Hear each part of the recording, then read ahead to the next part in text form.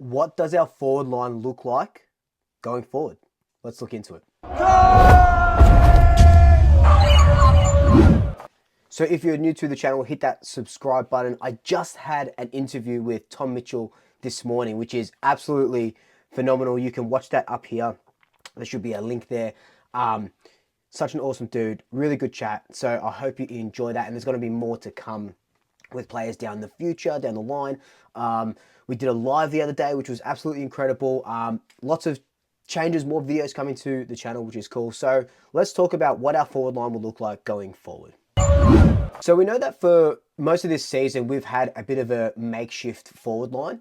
We know that Dan McStay coming out of the side because of that ACL really messed with us. I feel like all preseason, our sort of game plan, or for most of the preseason until I think he got injured in November or something, for most of the preseason, our game plan was centered around having Myercheck and Dan McStay in that forward line. And now when that didn't happen, we've had to band-aid it, and then we lose Myercheck, and then you've got Will Hoskin-Elliott playing tall. You had Ed Allen playing tall against Fremantle. You've chucked Nathan Kreugs in there and seeing how his body can hold up. Been pretty good, touch wood. Touch wood's been pretty good. But what does it look like going forward? And I'm not really talking about the smalls and stuff. They kind of can sort themselves out. I'm really talking about our talls and what it means for Kreugs in the side, what it means for Dan McStay when he comes back in round 20. So first and foremost, Myercheck is just an incredible battering ram for us, right? His body has been battered from pillar to post. He's had 2 hamstrings this season, and he's done pretty well injury-wise since he started in this team in 2018. Kicked over 200 goals, and he comes back against Gold Coast, and we can't wait for him to come back because not only is he a goal kicker, he's taking their best sort of defender. He's working up the ground. He's bringing the ball to the ground. He's doing a lot of things that we need a full forward to do, and for being undersized as well. Because when you think about it, Myercheck is probably a second or third tall, but we've had to play him as a full forward because we don't have a full forward, and that's why we go out to recruit Dan McStay. So when Myercheck comes back into the Gold Coast side, we will see Myercheck and Nathan Kreugs playing together. Now, I did a little bit of research, as I always do. So Nathan Kreugs has played 9 games for Collingwood since coming in 2022, which is crazy because of all those injuries. And of those 9 games, him and Checkers have only played together in 6 of those games. And of those 6 games, Nathan Kreugs has been subbed in or out for 4 of them. So more often than not, Kreugs is getting subbed in and out. That could be because of injuries and stuff like that and just not finding that continuity. So even though we've played 6 games with them as a 1-2 sort of tandem, we haven't really seen what they can do because of Kreugs' injury list and all this sort of stuff. So on after the bye when we play Gold Coast, it's going to be interesting to see how those two work together because we haven't had a big 2 forward system since I do want to say Travis Cloke and Chris Dawes and there's been others that come in and come out, but those were our really 2 power key forwards. We win a premiership because of them and stuff like that. So it'd be really interesting to see what happens with that. But what I'm most interested to see is what happens in round 20 when Dan McStay comes in, and can we have a team where we do have Nathan Kreugs, Brodie Myercheck, and Dan McStay? And I think we can.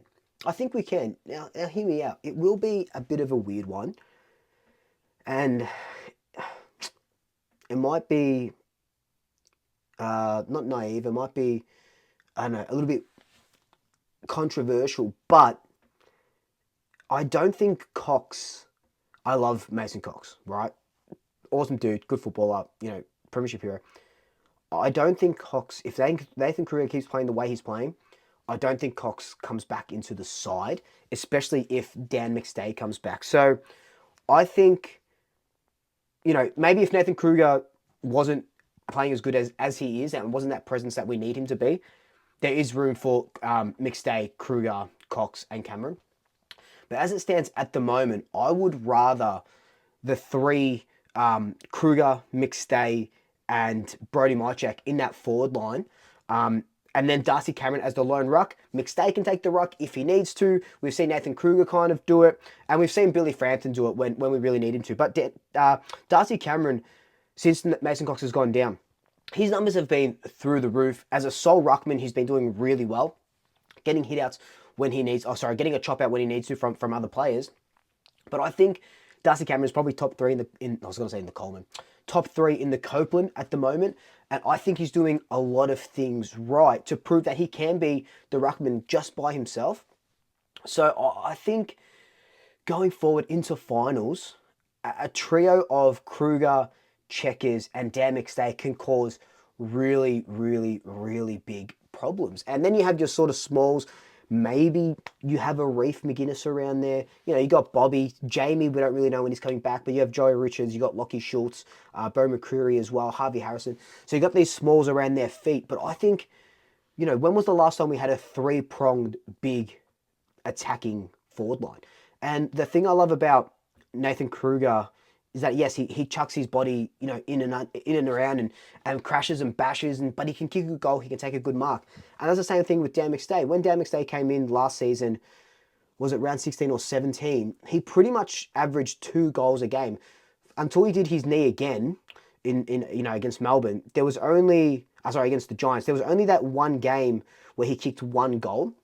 So Dan McStay, I'm not saying our back-to-back premiership hopes rests on him because that's so much pressure and we don't know, you know, coming off the ACL, we don't know how well he's going to go straight away, especially, you know, with match fitness and stuff like that. But I think a forward line of those three, you know, the Trident, and we kind of see it, well, actually, we don't really see it too often where there's 3 big guys. You know, sometimes Carlton's the only sort of example that comes to my mind straight away. When you got Curnow and Mackay up forward, you know, De Koning kind of floats in there as well, but that's like a Darcy Cameron role where it's a ruckman floating in. Whereas I don't want Darcy Cameron to sit in that forward line, because if we've got Checkers, Kreuger, and McStay, Darcy Cameron can take a really good intercept mark. I think Kane Corns was saying he's the #1 intercept possession or intercept marker of the ruckman in the league. So he can push down back, he can take an intercept mark if we need to. Brody Mychek can push up forward. Brody Mychek loves playing up the ground a little bit. And then you can have Kreuger and Dan McStay as those stay-at-home forwards, because more often than not, when we just have Brody Mychek in the side, Brody Mychek marks it on the half-forward flank or just a bit further up towards that wing.